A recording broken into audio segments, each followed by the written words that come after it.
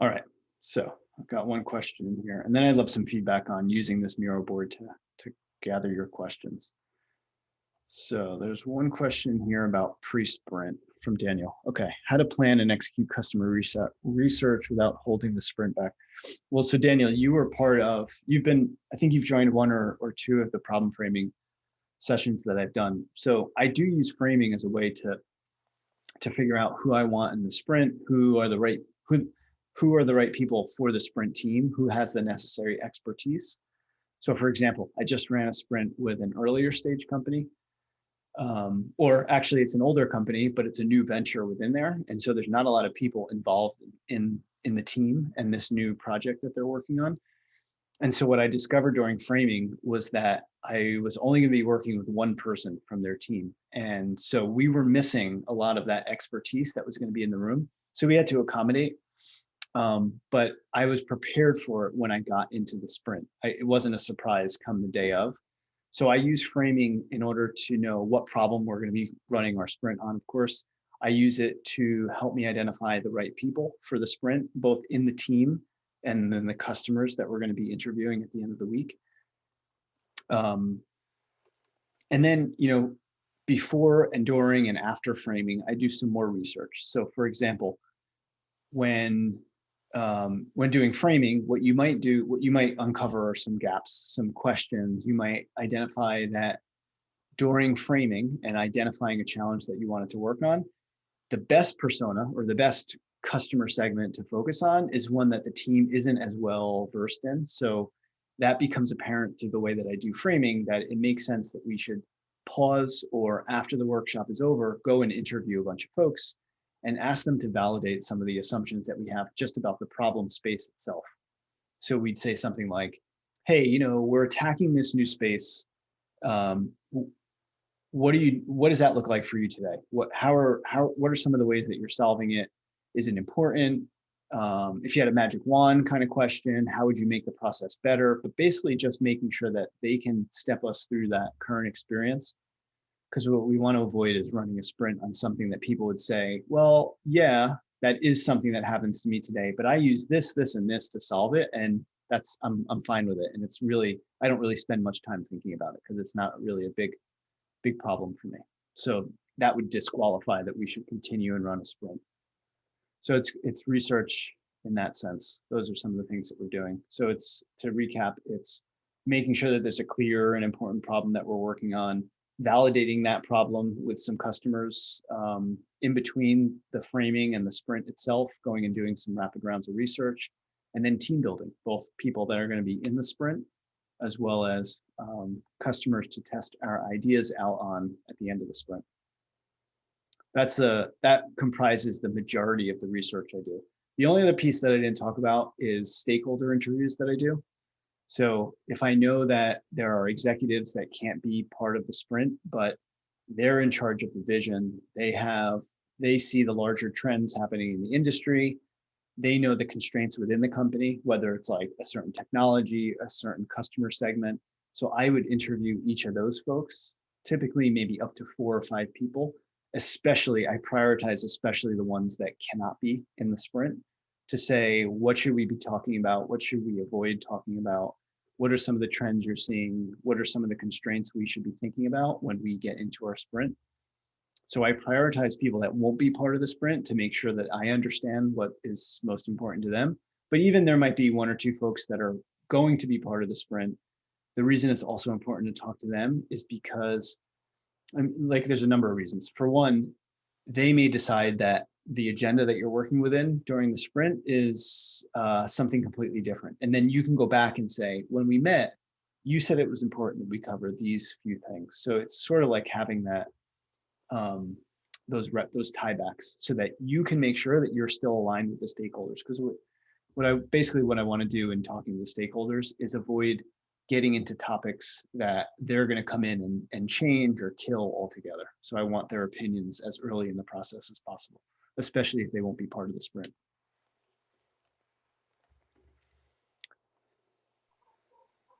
Good, Jay, very helpful.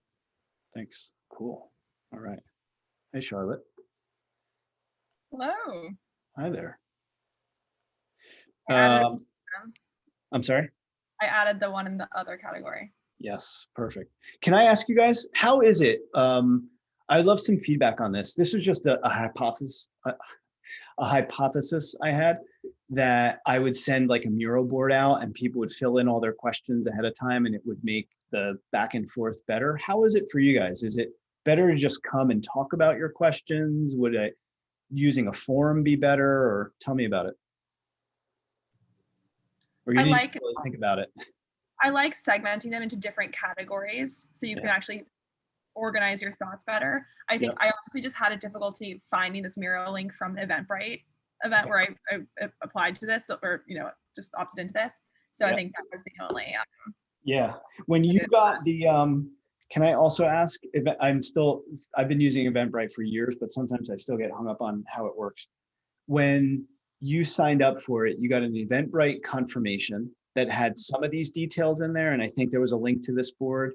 Then there was a calendar invite I sent you. Then there was a reminder email.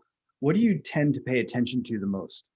The calendar invite. And the calendar invite for me didn't have the Zoom link randomly. So that was, I had to do some spelunking in my email to find that.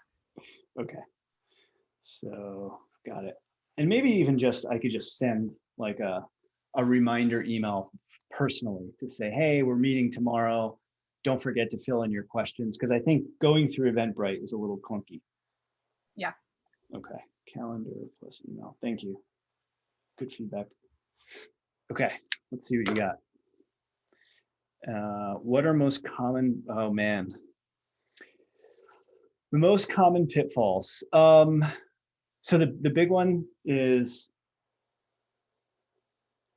when we started running sprints, we got really excited because the first one went really well, and it was still a train wreck compared to what, how I run sprints today. But I had been talking with a group for the better part over a year about something that they wanted to build. And I said, you know what? We're not getting anywhere. All we keep talking about is this list of features that's all like speculation. And we think one way, you think another way. We're not even talking to your customers. Come to New York. They were in the States, so they were coming from Pennsylvania. Come to New York. Let's spend a week together. We're going to do this thing called a design sprint. We've never done it before. It could be terrible. And we had a really great experience, all of us. My team, who I flew in from different parts of the world, the clients came up. We had one or two folks in the industry come and spend a couple, like a half a day with us, and everyone felt like it was a great experience. So we went from one extreme to the other. Then we started running sprints on everything. So I think the biggest pitfall, or the biggest challenge, is slowing down, because I come from the world of like Accenture, where things would take 2 or 3 years. So the idea of getting somewhere inside of a week was exciting, almost to the point where I didn't believe it. So once I did start to see that there was success and there was alignment and there were ideas and there were decisions getting made, it was like, let's run sprints on everything. And when you have that mindset, especially when it's your first time doing sprints and you're like, yeah, just, we'll just run the sprint and we'll see if we like it. A lot of the time there's going to be half of the room are going to be pessimistic about, why am I here? What is this design thing? If they're an engineer, they're going to see the word design in it. So there's a lot of confusion over that. There's sprint in it, and they might be confusing it with development sprints. So there's a lot of confusion, and sort of like they come into the sprint kind of guarded. And if you just run it on any old thing and they don't belong in the room, and you don't do any kind of vetting to make sure that you're tackling a problem that's worth solving, then sprints become one and done kind of thing. And so I've seen a lot of groups say like, yeah, we tried that and it didn't work out, for a number of reasons. And when I dig into it, most of the time it's because they had the wrong people in the room. They ran it on an unimportant problem that no one really cared about. No one was excited about, their customers didn't care about a solution to. So I think the biggest opportunity is to just spend even like a half day making sure that the team and stakeholders are aligned on the challenge that you want to solve in the sprint. And I do a lot of, like, I use problem framing as a practice in order to qualify things that I run sprints on. It's a practice that I can do in like a half day to a day. So for me, it's worth the extra upfront time of slowing down.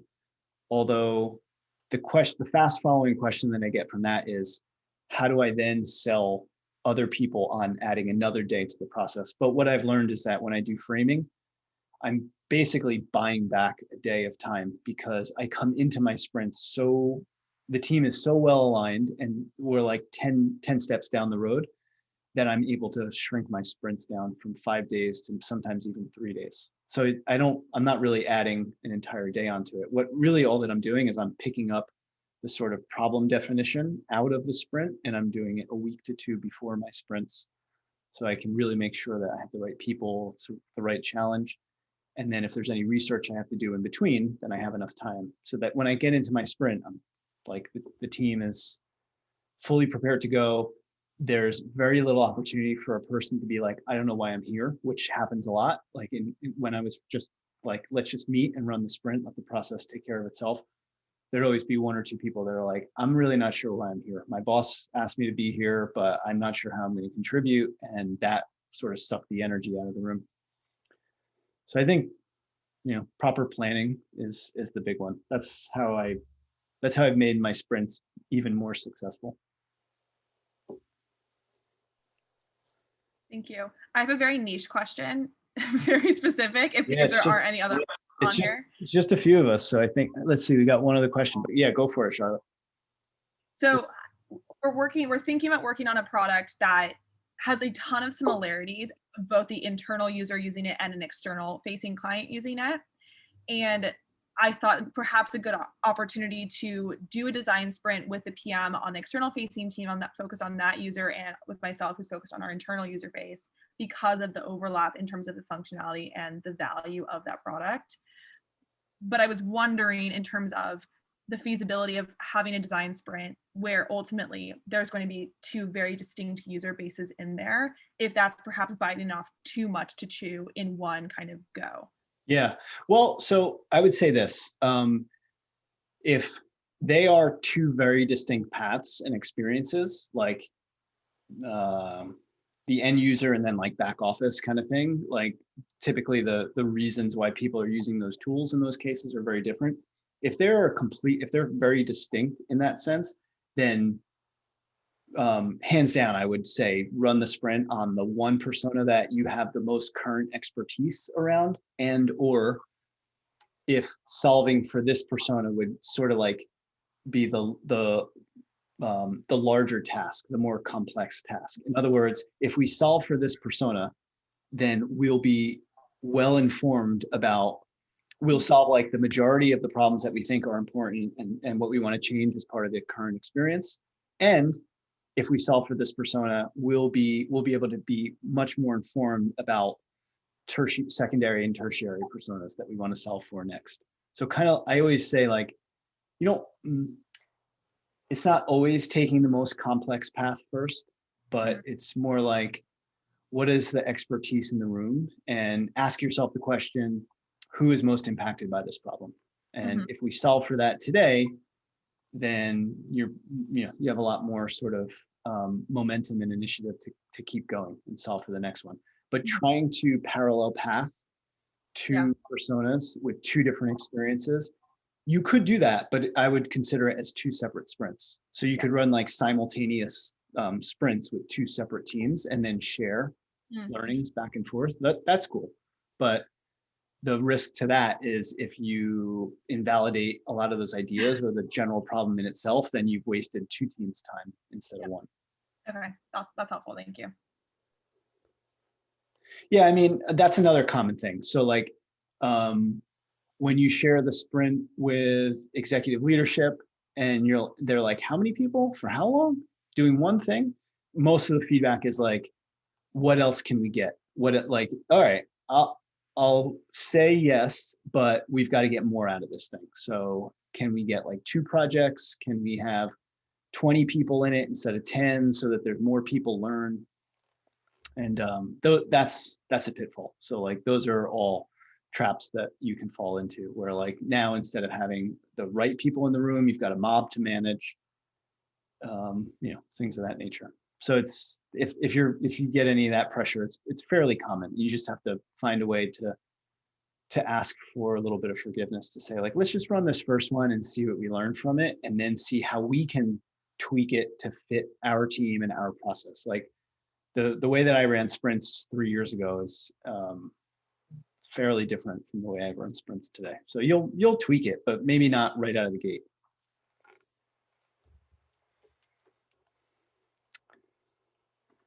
All right, let's see. I see a couple other questions coming in here. All right, I'm going to answer this. Oh, can you guys? Yes, okay. Is it Jose? You can come off mute, of course. Just let me know. I don't want to mispronounce your name. Hi there, it's Xose. Xose. All right. Yes. Nice to meet you. That's new. Okay. I've never pronounced Xose. Okay. Xose asked, as a facilitator, do we need to get involved in the discussions or just facilitate the teamwork? If we just facilitate, isn't there a risk? Yeah. Okay. Great timing. I have. So my longstanding answer to this question is, okay, well, I have a lot more to say about this than I thought I did. So when I first started running sprints, I'm a software engineer and product manager. That's what I used to do. So the maker in me felt like part of the reason they want me in here is because they want my opinions, and they want me to say like, well, if this were my product, if this were my business, my venture, I would go in this direction based on what I'm hearing you guys talk about. And I used to, that was kind of the approach, and I kind of sold myself as both like a product expert and facilitator. But then I realized how much I was swaying people's opinions, because the facilitator, honestly, most times I have more power than even like the SVPs in the room, especially since I'm an outsider. So because I'm not part of the team, I'm smarter than everybody else, right? Like I used to get so frustrated that I'd have all these ideas, and then we'd hire a consultant to come in and they'd be like, I've been saying that for 2 years. So I have a lot of power.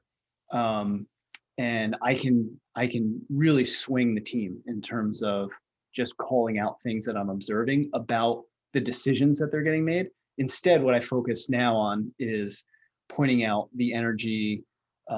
You shut this person down. It seemed like they were about to say something, you know, like, what are you thinking there? Or I'm hearing you say this. So like mirroring back and repeating. So I spend much more of my time managing the people in the room and the energy and the time and sort of like the cadence of things than I do getting into product decisions. But I just ran a sprint last week where I was just telling Daniel about this. I found out a week before, it's a large group with 18 offices around the country, and my team was 2 people. And I was expecting to have like a team of experts from their company. And those 3 people shrank to 2 people, and then it was down to 1 person on the day of the sprint. And so I was left with no other recourse than to roll up my sleeves and get involved. And it was a consumer experience, so I had enough personal experience about the problems they were trying to solve. So it was sort of, I was fortunate in that sense that I knew enough about the problem that I could jump in.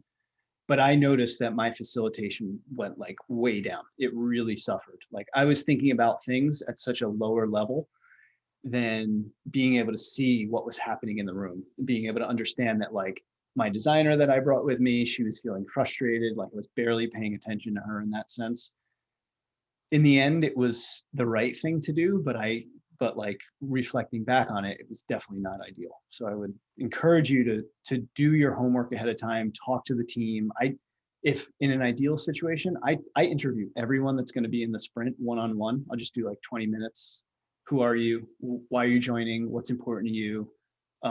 What's been working in the team for you? What do you want to avoid? Just to get some rapport, they get to know me a bit. And sometimes those conversations allow both of us to agree that they're going to decline from coming because they don't know about the problem that we're working on. They're too busy. They don't like working with this other person, whatever else comes up. So like I spend a lot of time really vetting to make sure the right group is in there so that I don't have to be the person making the decisions.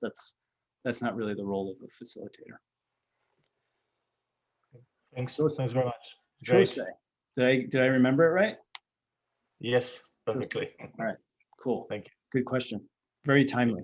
I appreciate you allowed me to reflect on what just happened last week. Okay. There's a question here, but your thing is, I can kind of read it. Yeah, I can read it. Okay. Right next to it. How could you offer a sprint?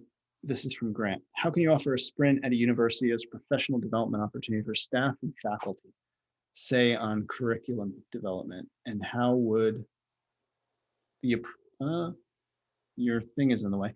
How would you approach evaluating the participants? I'm thinking of running an intensive 1 week pre-sprint learning activities. Would this then bridge into a scrum? Do you have any? This is quite a question, Grant. Let's see. What's the Grant? You can feel free, of course, to come off mute. Sure. What's the question that you have? What's the real challenge that you're working through here? Okay, so I'm taking a look at curriculum development and looking at approaching some of the challenges with it.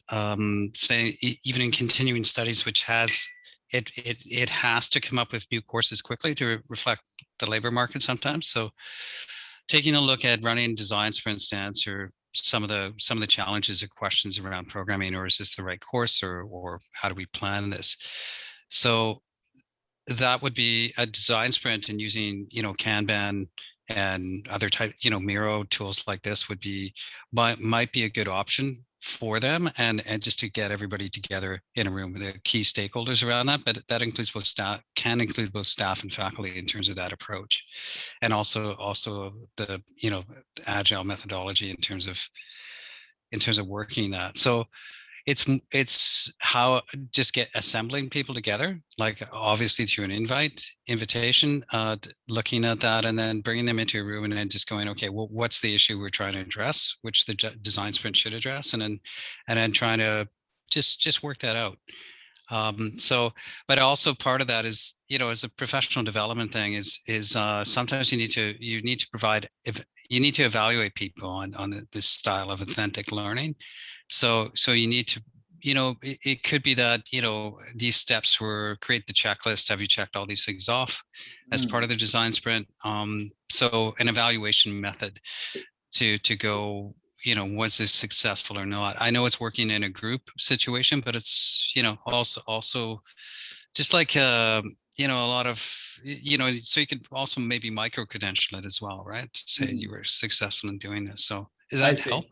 Does that help a little? Well, yeah, I mean, let's keep talking about it. So what I'm hearing you talk about is, I think that the first part seems to be around how could you organize the group to feel ready to join this kind of thing? Is that one of the first questions? Yeah, I mean, it's certainly providing documentation. What is a sprint? That would be kind of even before they got started in the sprint, like introduce them to what it is, provide examples. There's lots of podcasts. There's lots of material out there about what that looks like. Mm-hmm. Some design thinking stuff. Empathize with your, the clients, or so just providing them some background information of what is a sprint and what to expect. Yep. During that intensive, and then just styling it for how long to run it for. Yeah. And then that evaluation part of it as well. Well, okay. So in terms of getting people prepared to show up and know what's expected of them, I'm going to put a link in here. So like I've got a few things. I think, like you mentioned, there's lots of stories out there. So there's a good chance that you could go to, say, Sprint Stories. So I dropped 2 links in here. So one is an app that we built a long time ago. It's free. It's sort of like a handbook of design sprints 101.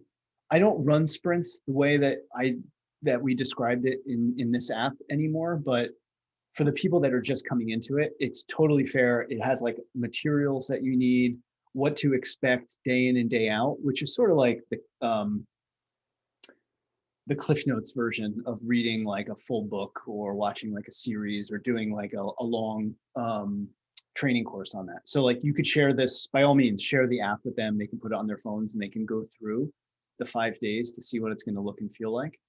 There's even pictures of like people doing stuff in there. it's old. I haven't updated it in years, but it's free and it's good enough. Sprint Stories is another publication that I think Jake Knapp and John Zaratsky put together, where people like myself years ago, and then other companies that were running sprints started putting their stories. And so a lot of the time people want to know that it's going to work for them. So I'm guessing that you could hunt through somewhere in there and find an educational, like a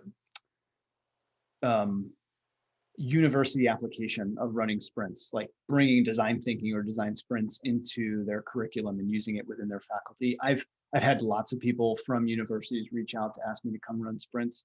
So I'm guessing you might find a use case or some like really relative stories in there that people in the university could wrap their hands around.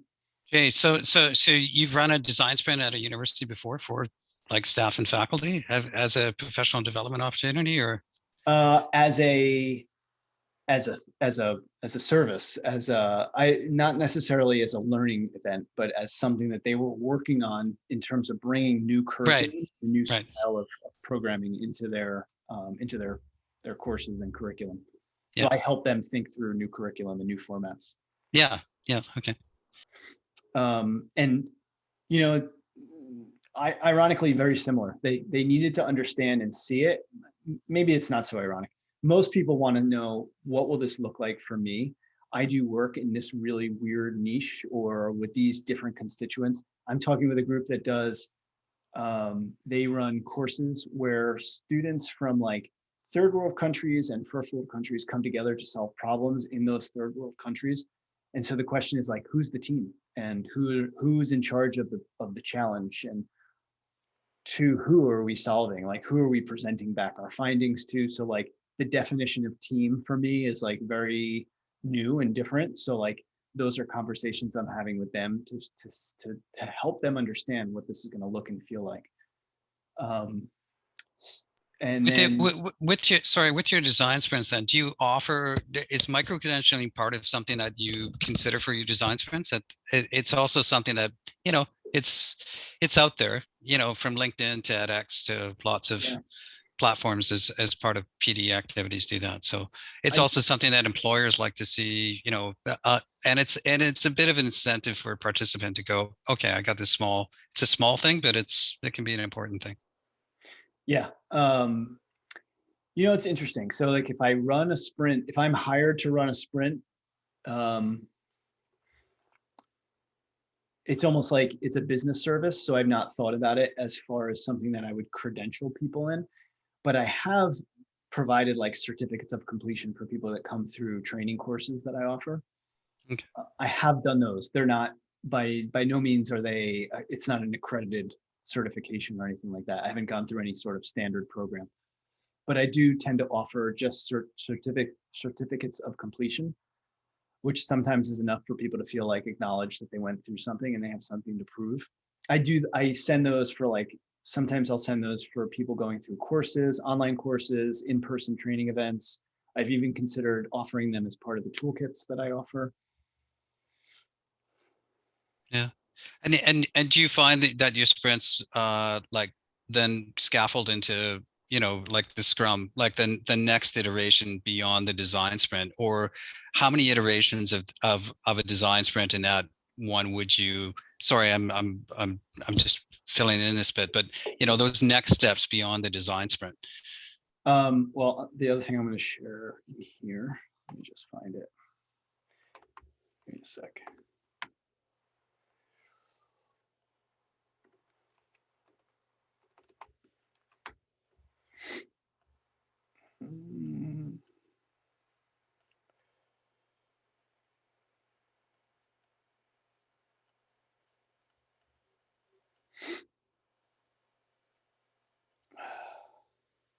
One sec.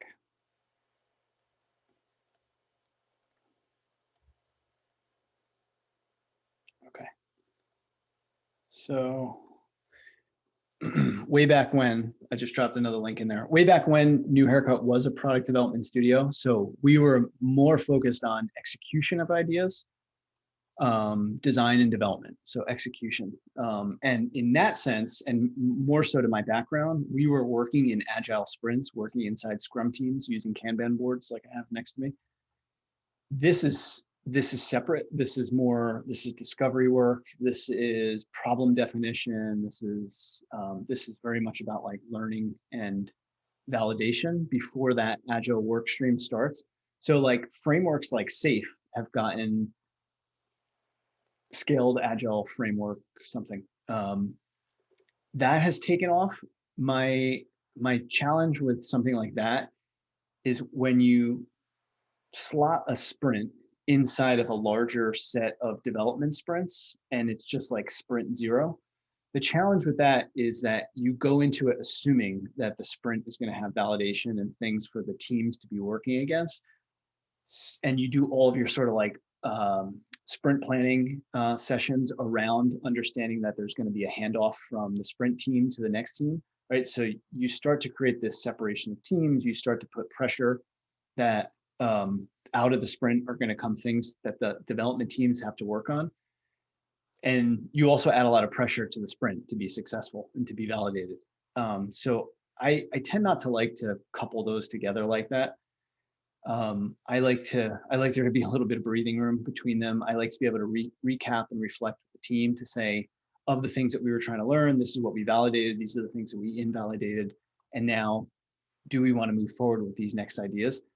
I don't have a hard and fast number on how many sprints it takes. So if it's a new problem space, it's probably going to be multiple, like many sprints, because it's a totally new experience and you're trying to solve for many parts of it and validate enough before you decide to move forward.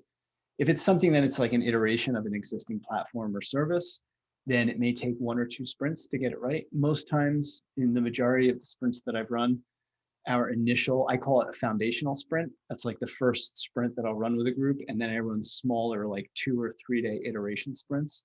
Most times the foundational sprint gets upwards of like 60% validation. And often that's not enough for us to say like, got it, let's go. Let's like full steam ahead. So I run an iteration sprint with them in order to unpack and sort of like close the gaps on the things that we didn't get right. Because that's, and so that's why frameworks like SAFe kind of go against the grain of design thinking and design sprints, which is like, we're here to learn and explore, not to prove that we are right and to move directly into sort of the next stage of things.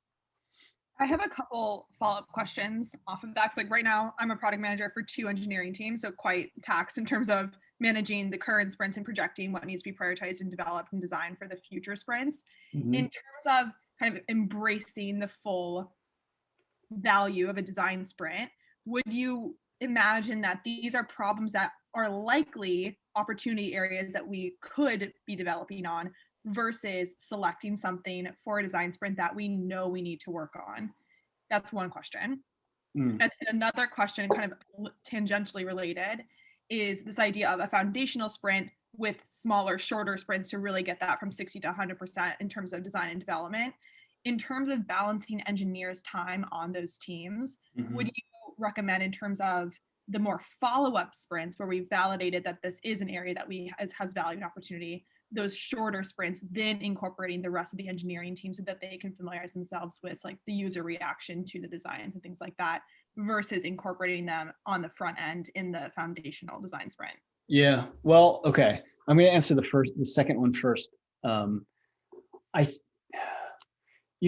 answer is always, it depends, but in my experience, it's more important to have the engineer in the first sprint because of a couple of things. Number one, they're there to speak to the feasibility of these are the ideas that we're sort of like ruminating about here, but they may come in and say, that's going to take 2 years and we're going to have to build that from scratch. And I know other companies that are doing it that have spent tens of millions of dollars and multiple rounds of investment and years to develop what we're talking about here. So if you wait to have them in that iteration sprint when some of those ideas have gelled and now they're coming in and they're like pumping the brakes, that might be hard for the team to be open to. I think it's more important to have them in the early sprint and then potentially cut them loose for the iteration sprints where it's more like they already understand the big idea and where things are going. and keeping them abreast of what you're learning from there is easier. So I would actually flip it around. And then, does that make sense? Yeah. Yeah. And then the other question, should we run sprints on things we know we want to do, or these sort of like new and murky spaces? Is that the question? Yeah. Yeah, like just kind of what's the ideal sweet spot? Because I imagine I don't really want to be running design sprints on things that I don't have any sort of confidence or excitement about. Okay. Well, excitement is an interesting word. I think if you guys have the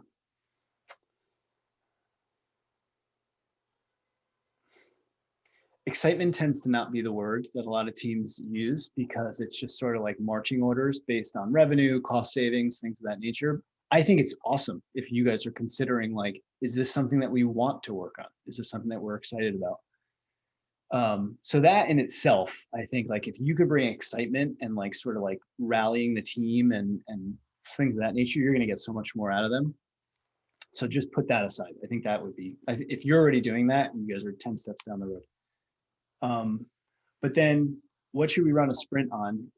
The way that I'm reverse engineering how you're describing them is disruptive innovation, like totally new problem space, and incremental innovation. And I think both are right for a design sprint. It's just a matter of what do you guys want to work on? Do you want to do big moonshots and think about like totally new perspective?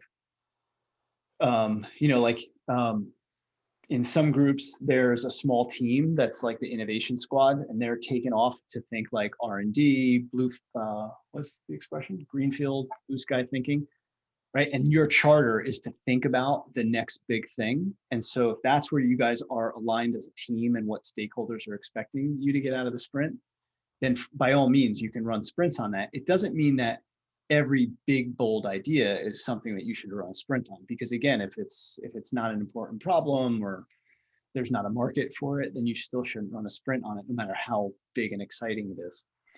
And then I think like a lot of folks like that idea of sprinting because it's bigger and more exciting. But then there's also existing platforms that still need to be rethought, changing experiences, taking that platform and bringing it into a new customer segment who may use it all like entirely differently. And so like you have that expertise in the team, and you know that this customer segment market is crumbling and you have to get over here. So like, you know that you need to shift there and you have the expertise, but it's more like incremental changes and rethinking. But like, again, if it's important problems that you're solving, that to me is the criteria. Right. Is this something that we're excited to do? That was yours. And is this problem worth solving? To me, like, if the answer is yes to if this problem's worth solving, you should run a sprint on it. I'm also gonna put one more link in here. It sounds like though, if we're dependent, like if our engineering time and agile sprint development is dependent on the outcome of a design sprint, that's a little bit too risky. And perhaps to embark on design sprints with plenty of time in order where we get to a point where we need to develop whatever comes out of that. Yeah. It's very tricky. I know in a lot of sense, it's sort of idealistic thinking, because in the background, somebody like yourself has to like do all the resource planning for folks that are kind of waiting for the next project to take. But at the same time, like I was saying earlier with Grant, just dropping a sprint in the middle of like 20, like a year-long worth of dev sprints is risky, because it puts a lot of pressure on the team to figure it out. Like when we were a product development studio, we were almost incentivized to help our clients validate the problems that they were going to work on, because then we would get the design and development contract to go and build it. So that didn't feel right to us. So again, like, what kind of bias was I and my team bringing into their sprints? Thinking like, there's people waiting, like I've got employees who I got to pay their salaries, so we better be able to figure this thing out and validate so that we can go and design and build those things. So it's just like those subtle, subconscious bias that we bring into it is kind of tricky. I also just, my buddy Rich Banfield, I think this is it. It's so great. It's just, he created this infographic about when to run a design sprint. Makes it kind of like dummy proof in some ways. Amazing. Yeah, smart guy. All right, let's see. Any other questions that came in? If I understand well, you were, okay. This was Charlotte, this was you, right? Yes. Okay. And then whose is this one? Oh, aha, Xose. If I understood well, you work with a designer during the sprint beyond prototyping. Which other jobs would designers do? Yeah, I'm not a designer. So when I run sprints, I bring, if the team that I'm working within doesn't have a designer, then I bring a UX person in. So their job, beyond creating the prototype, especially in the world of product. So if I'm running a product sprint, whether it's digital or physical, my designer is somebody, it could be an industrial designer, it could be a digital designer, depending on the sort of the realm that we're working within. So their job is, of course, their primary job is to create the prototype, and I rely on them to do that. And I support them by, getting them assets and helping them bring the thing to life. I'm in the background doing like scripting, getting ready for the interviews, getting my customers together. So I rely heavily on them to own the prototype, but then I also rely on them to visualize the conversation. And so like visual facilitation is something to look into. What I ask for them minimally is, let me be in the conversation really, really deeply, and then stop me and say, Jay, can I interrupt? What I'm hearing you guys talk about is this. So I've been capturing it over here. And maybe they sketched it. Maybe they just put a bunch of like 4 or 5 stickies together and put tried to group them. And that sort of pause and that visual feedback so that we could just make sure that we're all still talking about the same thing. That's another thing that I ask my designers to help out with. Not all designers can do that, but I ask them to, and tends to get more out of the conversation. So they visualize, and then, also because all the sprints I do are remote these days, they also help me with visualizing all the conversations and outputs and artifacts inside of the boards, the Miro boards, the mural boards. Sometimes I ask my designers to help with research if they're capable of doing that, if they're ready and willing to do that. Otherwise, I do research myself, like interviews and things of that nature. Yeah. Hi, Jay. Exactly, that was the part of my points, because I see a lot of times good designers working on these like mood boards, research. So being like an inspiration for the group. But at the same time, comes to my first question is, do we get too much involved or just observers? Because I really see the added value of a designer. Yeah. Apart from grabbing all what's going on and making it visual so people really understand it quickly and can build something more rapidly. But at the same time, I think it's a good source of inspiration. Somebody from outside can bring new ideas, different points of view. Mm-hmm. But doing that at the same time, maybe you're conditioning the evolution of the team on their own. So, yeah, no. So you're right. Your feedback. I neglected to say that my designers, I invite them to participate in bringing forward their ideas and their solutions. I don't ask them to step back from that process. I invite them to be part of it because they're part of the problem framing conversations. They're part of the research. Mm-hmm. Of course, they're probably not as adept as the problem space as the team that hired us to do the work as outsiders. But to your point that you mentioned, I think it's actually great to have that fresh perspective as part of the team. Mm-hmm. And, like there's still a way of sharing those ideas and communicating, like making sure that those ideas remain divergent until it makes sense to bring those ideas together, until things have been voted upon, until things have been talked through without sort of like entering in like the bias and the assumptions. So I think if you facilitate it well enough, you can you can have a designer contribute without necessarily swinging people in a different direction. Worst case, I think they might introduce new ideas that were sort of like in their blind spots because they're just like thinking about the problem here for the last like 2 or 3 years. Okay, thank you. All right. Any other questions? We're almost at time. I'll if there's any other questions, just fire away. So what I do with these afterwards is I've been recording this, and what I do is I go back and I just find the moment in the recorded video where I answered the question, and then I just drop little notes next to your question so that if you want to go back and reference it, you don't have to watch the whole video. You can just jump right to that point where we talked about it. So I will I'll share that with you guys afterward. And if you have any questions about the toolkits, if you have any ideas about collaborating together or you need some additional support, happy to continue the conversation. I'll drop my email address in here. By all means, get in touch, reach out. I'm happy to answer more questions. But otherwise, I'll do this again in a month from now. So Charlotte, if you run your sprints or other things come up, I'd be happy to keep talking either offline or in the next AMA. Perfect. Thank you so much. Thanks, guys. Enjoy your Wednesday. See ya.